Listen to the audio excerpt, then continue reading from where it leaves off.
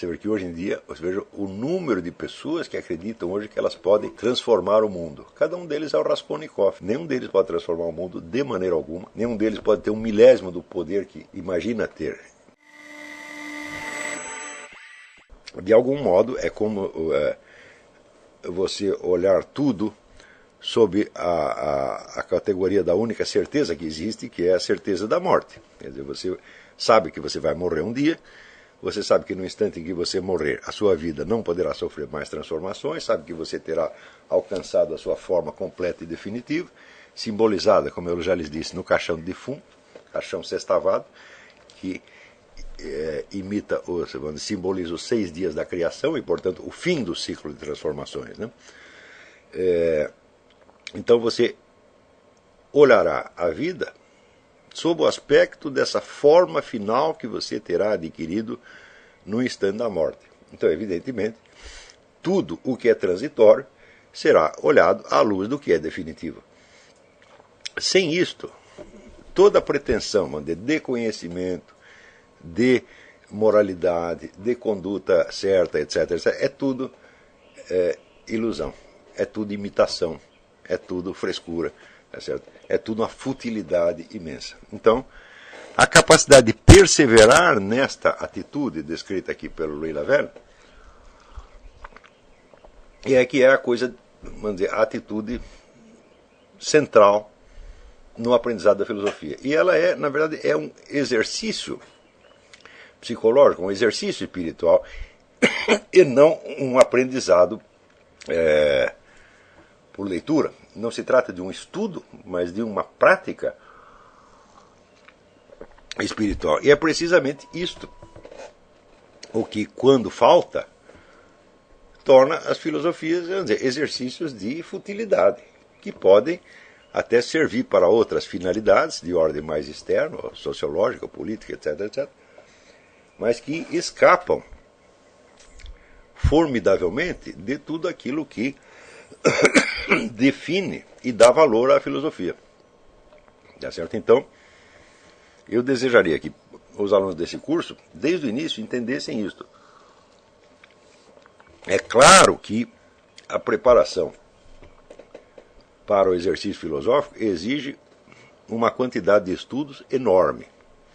Mas o principal não é da ordem dos estudos, o principal é da ordem, vamos dizer, da atitude psicológica, espiritual e moral que você vai ter perante tudo isso. E essa atitude só pode ser definida, vamos dizer, como da mais alta seriedade. A mais alta seriedade que é acessível ao ser humano é encarar os fatos e situações à luz daquilo que é definitivo, daquilo que é irrevogável, daquilo que não tem mais conserto e não tem mais volta, que é a morte. Não tanto o fenômeno da morte em si mesmo, mas como o fato de que não a morte encarada apenas como processo biológico, mas a morte encarada como final das transformações, final do jogo. Não há mais um lance a ser dado, não é possível mais corrigir nada ou voltar atrás no que quer que seja.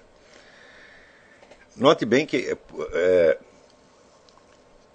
nós podemos viver na expectativa de que nos momentos finais da vida nós podemos mudar o sentido da coisa inteira. Por exemplo, no caso, na religião se relata o caso do arrependimento no leito de morte, tá certo? Mas arrepender-se no leito de morte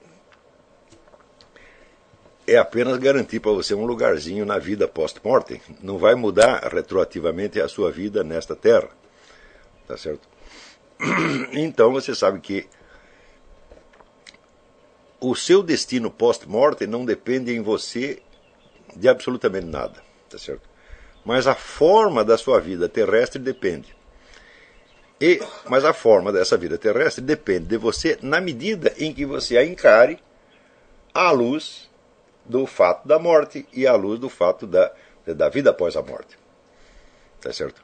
Não precisa nem acreditar em vida após a morte. Basta saber que você vai morrer e que, nesse instante, você adquirirá a sua forma definitiva. E não será possível mais voltar atrás, corrigir erros, né? recuperar elementos perdidos, etc, etc. Quer dizer, aquilo que foi, foi, e aquilo que não foi, não será jamais. Então,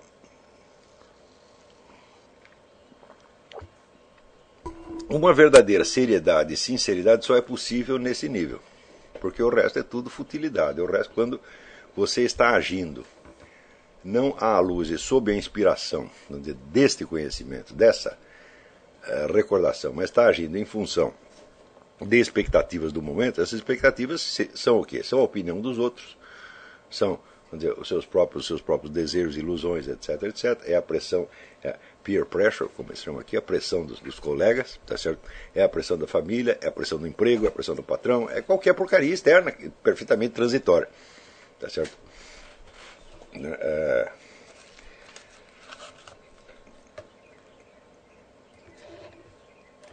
Por exemplo, quem quer que tenha uma família e tenha uma certa idade, ele percebe que ao longo da vida ele fez uma série de sacrifícios inúteis pela família. Se ele tiver sacrificado apenas a sua vaidade, a sua ambição, mas para favorecer mulher e filhos, tudo bem, mas às vezes ele sacrifica coisas preciosas, coisas espiritualmente preciosas, em função da família, tá certo? E quando ele alcança uma certa idade, ele vê que fez isso, ele vê que não valeu a pena, evidentemente, vê que foi aquela concessão só serviu para corrompê-lo e para corromper a própria família. Tá certo? Então, tudo o que nós estudarmos em filosofia será apenas futilidade, leviandade, frescura, se não for feito com este espírito. Qualquer coisa que você leia ou medite sobre filosofia tem que ser feita, assim, vamos dizer, com a imagem da morte na sua frente. Ortega y Gasset falava das ideias dos náufragos. Ele dizia que só valem aquelas ideias que ainda têm alguma importância para os náufragos. Na hora que o sujeito está se afogando e que ele se agarra a uma tábua para não ser engolido pelas águas. Vamos dizer, quantas das ideias dele, quantas das crenças dele sobrevivem neste momento. Algumas sobrevivem, de certo, mas a maioria não. Tudo aquilo que teve importância num outro momento, né, de tudo aquilo que teve importância em outro momento, só uma fração muito pequena se conservará viva e atuante nesse momento. Se eu pudesse recomendar a vocês uma experiência que é particularmente educativa, nisso seria a experiência do risco de morte. Eu mesmo passei por isso mais de 30 vezes na minha vida, tá certo? E eu sei que isso é uma excelente peneira das suas ideias e dos seus interesses. Quer dizer, tudo aquilo que lhe parecia importante 2 minutos antes, cessa de ter importância naquele momento. Mas nem tudo perde. Tem alguma coisa que sobra. Tá certo? Então, por exemplo, a ideia, o Jorge Benvenuto dizia, o nosso problema não é, o risco que nós corremos não é o de morrer, mas é o de morrer como imbecis. Por exemplo, em todas as situações de perigo de morte que eu passei, não esta frase, provavelmente, mas a ideia dela, voltava e voltava e voltava. Quer dizer, eu não posso morrer como um imbecil, eu não posso morrer como um covarde, eu não posso morrer como um bichinho, tá certo? Tem uma coisa que você tem que fazer que dignifica a sua vida no instante da morte. Bom, daí quando passou, você vê, epa, não morri, continua aqui. Mas aquilo que passou foi ganho, tá certo? Aquilo de certo modo se incorpora, né, na sua personalidade. Né? Então, vamos dizer, o conjunto das suas experiências de risco de morte constitui um patrimônio para a vida subsequente e espero eu que sirva como um patrimônio no instante da morte verdadeira, porque todas essas situações de risco de morte, elas passaram até agora, mas eu acredito que vai ter uma algum dia que não vai passar, que eu vou terminar ali mesmo, aqui acabou minha carreira, tá certo? Então eu espero que neste momento tudo aquilo que eu aprendi nas situações anteriores possa se condensar e de certo modo ser de alguma utilidade naquele momento. Né? Então, desses elementos antagônicos, vamos dizer, que nos corroem, nos dispersam, nos afastam da consciência. Note bem, quando eu digo dispersar, não é dispersar a sua concentração intelectual, não é disso que eu estou falando. É dispersar a sua concentração moral no propósito da sua vida. é fazer esquecer o propósito moral da sua vida. Né? De todos estes elementos, vamos dizer, nós podemos fazer uma espécie de uma galeria de periculosidade. Tá certo? Quer dizer, como, né, a delegacia tem os retratos dos bandidos mais procurados, tá certo? Então, dos bandidos mais perigosos, também nós podemos fazer aqui, botar uma galeria na nossa parede, dizer, olha, os inimigos são este. Tá certo? Então, se você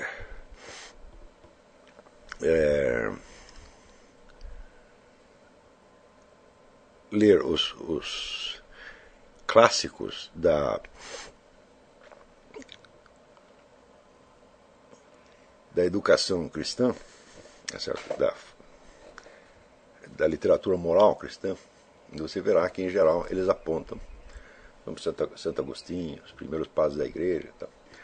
Você verá que eles apontam como principal inimigo os seus desejos, especialmente o desejo de riquezas e de prazeres. Tá certo?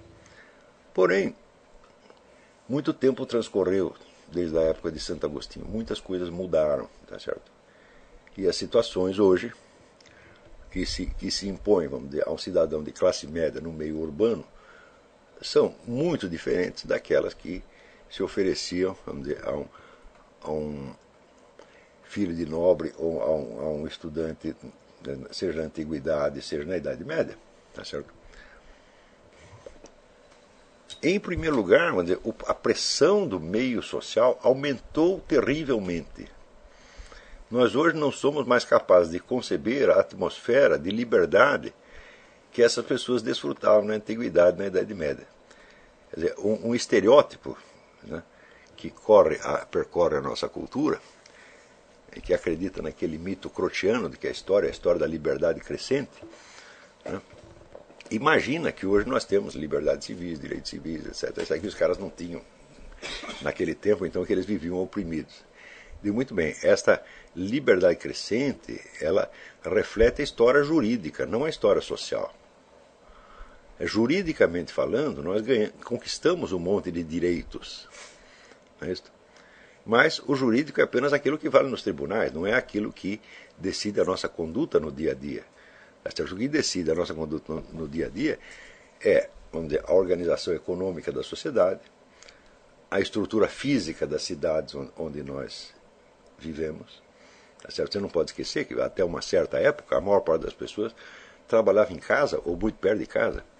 E hoje o sujeito pode ser obrigado. Por exemplo, eu me lembro quando eu era jovem que eu pensei em me tornar aluno da USP. A primeira vez que eu tomei um ônibus para ir para a USP, eu desisti imediatamente. Eu falei, bom, eu vou passar 1h30 nessa porcaria todos os dias. 1h30 para ir, 1h30 para voltar. E mais 5 horas ouvindo o cara falar besteira, somando tudo, falando, não, vai dar 8 horas. Não, isso aí não é possível. Né? Então, esse problema chamado trânsito, as pessoas não sabiam o que é isso. Né?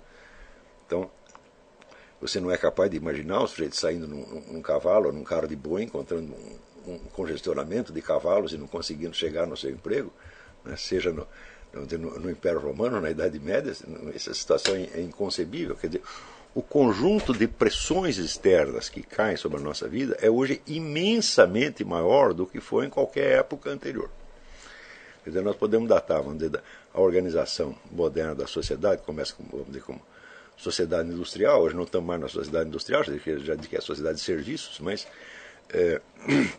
isso começa a se complicar, vamos dizer, a partir do século XVIII, fim do século XVIII, começo do século XIX, é chamada Revolução Industrial. Então, na mesma medida em que ela vai criando uma quantidade enorme de riquezas e uma disponibilidade de serviços que seria impensável em outras épocas, ela também vai criando um conjunto de pressões e exigências, tá certo? Que se qualquer, vamos dizer, camponês ou burguês da Idade Média visse isso, ele morreria de terror, de pensar que ele ia ter que viver sob esta pressão, né, o tempo todo. Em primeiro lugar, vamos dizer, a pressão dos horários. Nós esquecemos que, vamos dizer, durante muito tempo, só houve um horário rigoroso para os monges. Só os monges tinham horas certas para fazer as coisas. tá certo? O horário de todos os outros era altamente flexível. Né? Quer dizer, que hora, por exemplo, que o camponês tem que levantar para trabalhar no solo? Tá certo? Não é um horário preciso, isso aí varia conforme a época do ano e conforme as suas conveniências, tá certo? E se ele não quisesse levantar para trabalhar um dia, isso não ia fazer a menor diferença. Então, a pressão dos horários não existia. Existia para os monges, mas era uma pressão de ordem disciplinar, moral, que lhes fazia bem e que eles desejavam.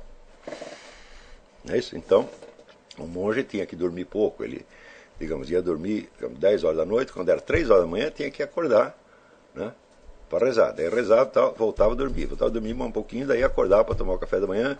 Né? Antes de tomar o café da manhã, tinha que rezar mais 1 hora, e depois tinha... O dia era dividido em 5 etapas, e esses 5 horários eram, né, rigorosos. Então, quem desenvolveu a arte de medir o tempo foram os monges, e o fizeram para necessidades internas dos monastérios, que não eram necessidades de ordem prático-econômica, mas que eram ligadas à disciplina religiosa e moral. Para todos os demais seres humanos, você não tinha esta pressão dos horários. Não é isso? Hoje você sabe que uma desobediência ao relógio pode destruir a sua vida. Se você chega no emprego atrasado 5, 6, 7 vezes, você perdeu o emprego. Isso quer dizer, você pode não ter o que comer no mês que vem. Então, isto é uma pressão monstruosa e destrutiva que pesa sobre todos nós. Nós vivemos com medo do relógio. E esquecemos que isto é uma experiência nova na espécie humana. Nós imaginamos ingenuamente que isto é o destino humano. Eu digo, não, isso não é o destino humano. Isso é uma coisa inventada, apareceu num certo momento, tá certo? E se desfará em outro momento. Também, vamos dizer, esta separação rígida entre os momentos de trabalho e os momentos de lazer que nós temos hoje, ela não existia na maior parte do tempo, na maior parte das civilizações. Quer dizer, os dois elementos, o elemento de trabalho e o elemento lúdico, estavam tão, vamos dizer, indistintamente misturados, tá certo? Que não precisavam um dia específico, uma data específica, tá certo? Para os seus lazeres. Tá certo? Por exemplo, os camponeses plantadores que trabalhavam cantando. Você consegue imaginar uma fábrica moderna onde as pessoas trabalham cantando? Não é possível isso aí. Se você vai cantar na hora do expediente, você perde o emprego. E, no entanto, gerações e gerações e gerações de camponeses trabalharam cantando. Então, dizem, agora vamos parar e vamos nos divertir. Fala, para e nos divertir, porque nós estamos nos divertindo aqui. Está compreendendo? Então, há uma série de elementos que vêm da simples organização física da sociedade, e que pesam sobre nós com exigências que podem se tornar bastante angustiantes. Mas elas são angustiantes não somente pela sua presença, pela pressão que exerce, mas também pela sua ausência. Porque quando você perde esta conexão, por exemplo, você perde o emprego, perde os horários, etc., etc., você fica completamente perdido na sociedade. E você se sente isolado, desamparado e perseguido. Pode ficar até paranoico por causa de uma coisa dessa. Tá certo? Então, eu, por exemplo, me lembro, quando eu era jovem, se eu perdi o emprego, ficava, né, desesperado para arrumar outro, não só por causa do fator econômico, mas também porque o emprego me dava toda a rede de conexões sociais, dos meios de contato. Quer dizer, o sujeito sem emprego, ele fica privado de contatos sociais. Por quê? Você não pode falar com os seus colegas, porque os colegas estão trabalhando. Você não pode entrar no emprego deles e ficar lá batendo papo com eles. Você só pode conversar com os caras que estão no seu emprego. Veja que coisa terrível isso, é? Quer dizer, na hora que você perde o emprego, você perde a sua rede de amigos. Também. Tá certo? E você é obrigado a construir outra fora. E assim por diante. Veja, esta também é uma situação que, por exemplo, até o ano de 1800, mais ou menos, pouquíssimas pessoas conheciam esta situação. no lugar onde você nasceu, você tem a sua rede de conexões e contatos e não tem como perdê-la. Só tem como perder se você cometer um crime e for mandado embora da cidade. Quer dizer, não, essa questão, vamos dizer, do ostracismo, do isolamento, da solidão moderna, tudo isso não existia. Não é isso? Claro, existiam outros problemas, existia doenças, peste, assalto nas estradas, insegurança generalizada. Praticamente era impossível você fazer uma viagem sem ser assaltado. Né? Na Europa, uma certa segurança policial existiu somente a partir do século XVIII, XIX. Né? E tem outros problemas completamente diferentes, tá certo? Mas esses problemas pesavam sobre o conjunto da sociedade, pesavam sobre a comunidade e não opunham o indivíduo à comunidade como estes problemas modernos. Está entendendo? Quer dizer, a maior parte das pressões que pesam sobre o indivíduo moderno são pressões que o isolam da sociedade. Quer dizer, é muito mais fácil você ser marginalizado e ser ostracizado hoje do que em qualquer outra época da história.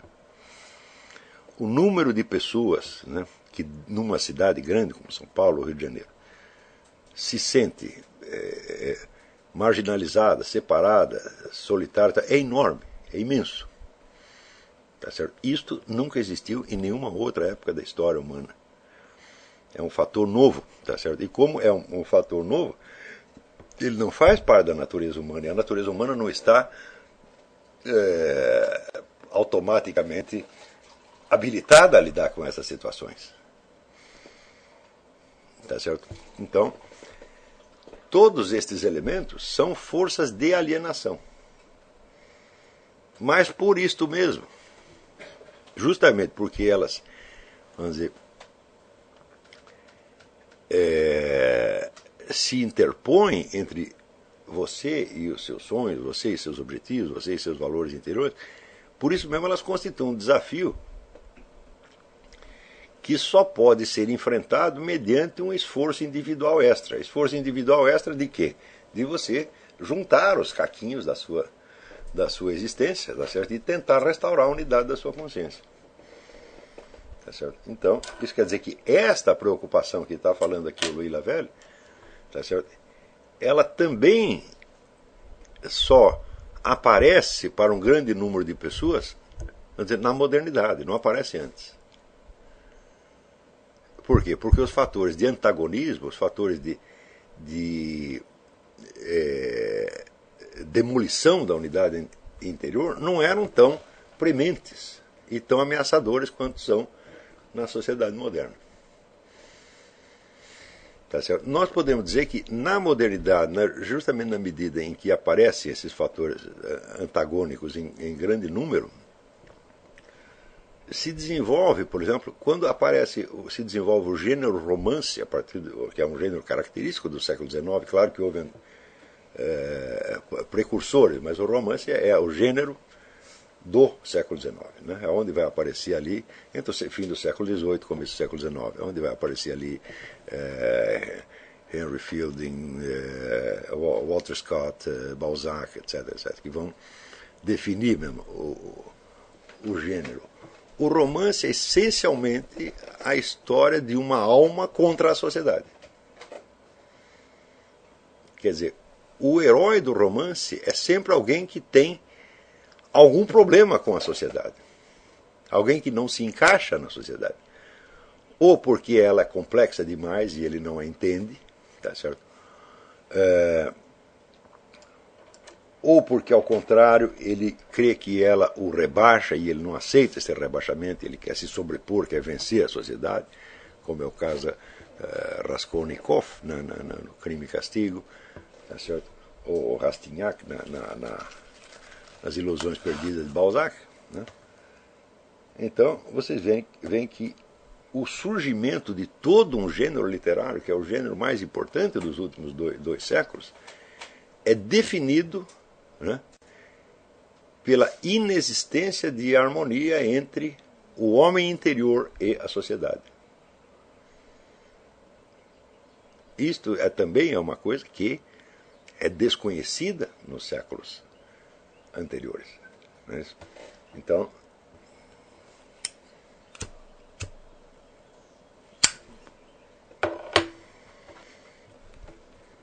vocês veem, por exemplo, que a sociedade, na mesma medida em que ela promete, a sociedade moderna, na medida em que ela promete, vamos dizer, uma igualdade de direito, uma abertura para todos, ela também suscita na alma de milhões de pessoas ambições que estão muito acima, não só da situação delas, mas que estão muito acima da capacidade delas. Não é isso? Quando você vê, por exemplo, no caso de Raskolnikov, tá certo? Raskolnikov não é um gênio, efetivamente. Ele é um estudante medíocre que se acredita um gênio, tá certo? E acredita que ele pode ser um Napoleão Bonaparte e dominar a sociedade que ele teme. Ele quer alcançar poder sobre a sociedade porque ele tem medo dela. Tá certo? Então ele imagina que ele pode se tornar mais poderoso que ela e dominá-la. Ele de fato não pode fazer isso, ele não tem capacidade para fazer isso. Se você perguntar, naquela época, quantos tiveram capacidade para ser Napoleão Bonaparte? Exatamente um, que é Napoleão Bonaparte. Né? E mesmo Napoleão Bonaparte terminou muito mal. Tá certo? Então, o indivíduo que se sobrepõe à sociedade e que impõe a ela a marca da sua vontade, esse não é um emprego que esteja à disposição de todo mundo, mas é uma ambição que é oferecida a todo mundo. Você vê que hoje em dia, você veja o número de pessoas que acreditam hoje que elas podem transformar o mundo. Cada um deles é o Raskolnikov. Nenhum deles pode transformar o mundo de maneira alguma. Nenhum deles pode ter um milésimo do poder que imagina ter. Se bem que eles tentam realizar isto não sozinhos, eles tentam, vamos dizer, se juntar. Já que a sociedade é poderosa demais, nós podemos nos juntar para nos sobrepormos a ela. Sim, só que na hora que nós juntamos, nós criamos uma outra sociedade que vai pesar sobre nós tanto quanto a anterior, ou mais ainda. Tá certo? Quer dizer, vai ser tão mais oprimente, tão mais alienante quanto a sociedade anterior. Então, isso quer dizer que, de fato, a sociedade moderna criou pressões inauditas e criou uma série, vamos dizer, de alívios factícios, artificiais, e que nunca funcionam.